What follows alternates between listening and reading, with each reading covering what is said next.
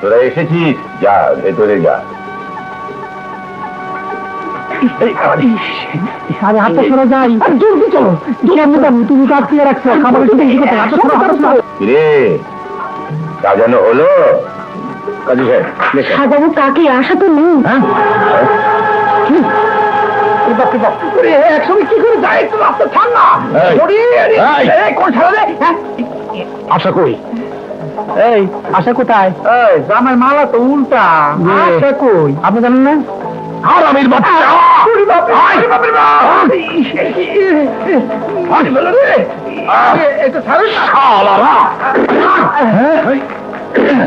আমার ওস্তাদের বউকে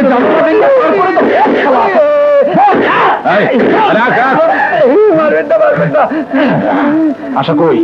আমি বলতে পারবো না, আমি জানি না। বল। আমি জানি না। ওস্তাদের বাড়িতে। আশা কই? বড় ওস্তাদের বাড়িতে।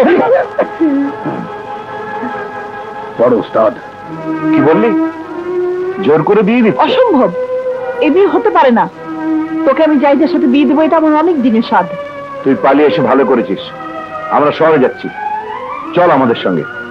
কিন্তু তোর বাবা? ভাইজান, শয়তানটা বাবার সরলতার সুযোগ নিয়ে মদার টাকা দিয়ে অসহায় করে ফাঁদে ফেলেছে। তার কোনো উপায় নেই। আমি বেঁচে থাকতে তোর কোনো ক্ষতি হতে দেবো না। আমরা এক্ষুনি চলে যাব, চল।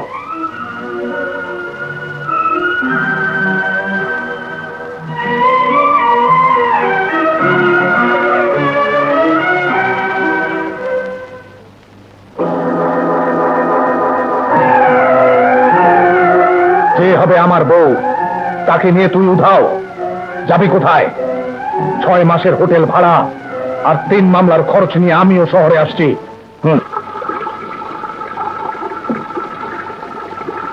তোমরা বুঝি এ বস্তিতে নতুন এসেছো?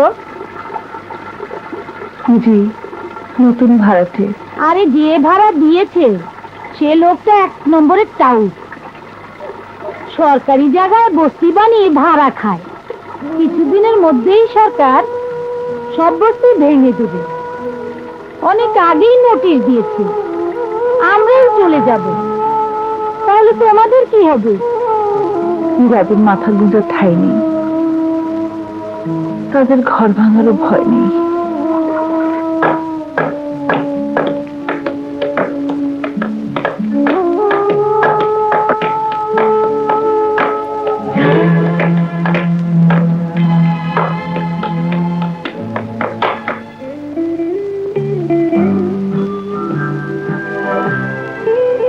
আজ থেকে এই বাড়িতে তুমি থাকবে। জি মানে স্যার, একা মানুষ, এত বড় বাড়ি কোনো দরকার ছিল না। কেন? তোমার ভাই ভাবে ওদের সবাইকে নিয়ে এসো। আর ওই যে বলেছিলে আশা, যার সঙ্গে তোমার বিয়ে ঠিক হয়ে আছে। আশা, जब भी कोई लड़की देखो मेरा दिल दीवाना बोले ओले ओले ओले ओले ओले। তো গান শুনাইলাম, লাইনই আসে না। বড় কঠিন চিজ তো।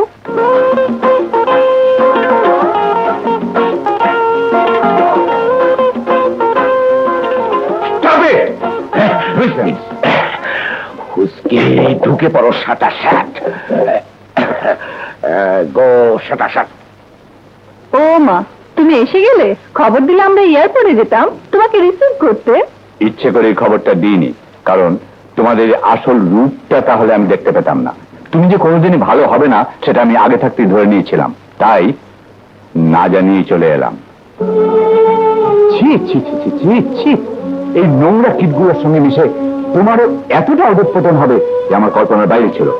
পৃথিবীতে এমন কিছু ঘটে যা অনেক সময় সবারই কল্পনার বাইরে থাকে। আমারও কল্পনার বাইরে ছিল আপনাদের স্বার্থপরতার কথা। What do you mean? আপনার সঙ্গে ষড়যন্ত্র করে আমার বড় ভাই নিজেই তার স্বার্থোদ্ধার করেছে। বন্ধকি জমির দলিল, ভাবির গহনা, তা বিক্রি করার জিপ সব আপনার টাকায় ফেরত নিয়ে আমাকে বিক্রি করেছে আপনার মেয়ের কাছে। তাই আমিও কেনা জিনিসের মতো আপনার মেয়ের ইচ্ছেই চলবো। ও যা চায় আমি তাই করব। আপনিও চেয়েছিলেন আমাকে ঘর জামাই বানাবেন, আমি তাই হয়েছি। সারা এসব কথা তোমাকে কে বলেছে? লিজার কাছে শুনে আমি বিশ্বাস করিনি, কিন্তু আমার বড় ভাই নিজেই তা স্বীকার করেছেন। ভুল আমারই হয়েছে। দলিলটা রেখেছিলাম ওদের ভয় দেখাবার জন্য, কিন্তু ভুল করে ডায়েরিটা ফেলে দিয়েছিলাম, আর সব গন্ডগোল সেখানে।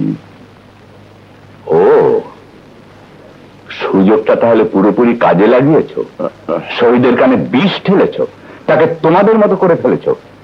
আমি ভেবেছিলাম শয়তানকে মানুষের সঙ্গে থাকতে দিলে শয়তান মানুষ হবে, এখন দেখছি শয়তানই মানুষকে শয়তান বানিয়ে ছেড়েছে। আমার ভাবনাটাই ভুল ছিল।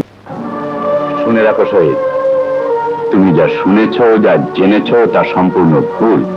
তোমার ভাইয়ের সততা, নিষ্ঠা আর আদর্শের জন্যই তোমাকে আমি পছন্দ করেছিলাম, তোমার জন্য নয়। তোমার ভাই 10 লক্ষ টাকা সহ আমার ব্রিফকেস আমাকে ফেরত দিয়েছিল, সেটা তুমিও জানো। আর আমি এসব তাকে দিয়েছিলাম তার প্রতি আমার অকৃত্রিম ভালোবাসার জন্য, কিন্তু সে তা সবিনয়ে প্রত্যাখ্যান করেছিল। শেষে আমারই পীড়াপিড়িতে, আমার মনে ব্যথা না দেবার জন্য শুধু ঋণ হিসেবে সে এসব গ্রহণ করেছিল। তখন তোমার আর লিজার বিয়ের কোনো কথাই ওঠেনি, সুতরাং বিয়ের সঙ্গে এর কোনো সম্পর্ক নেই। সে নিষ্পাপ, নিষ্কলুষ, মহৎ হৃদয়ের অধিকারী। তার কোনো সমালোচনাই কখনো আমার সামনে উচ্চারণ করবে না। যদি পারো তার পা ধরে ক্ষমা চেয়ে তারপর আমার কাছে আসবে। তুমি একটি শিক্ষিত অপরাধ। যাও প্লিজ। ভাইজান,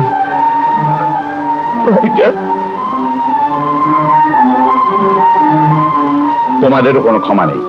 এই মুহূর্তে আমার বাড়ি থেকে বেরিয়ে যাও, নরকের কীট। ড্যাডি, যতদিন ভালো হতে না পারো ততদিন তোমাদের সাথে আমার কোনো সম্পর্ক নেই। আমি হজ করে এসেছি, আমার কথার কোনো নড়চড় হবে না। নাও গেট আউট। কেমন সাথে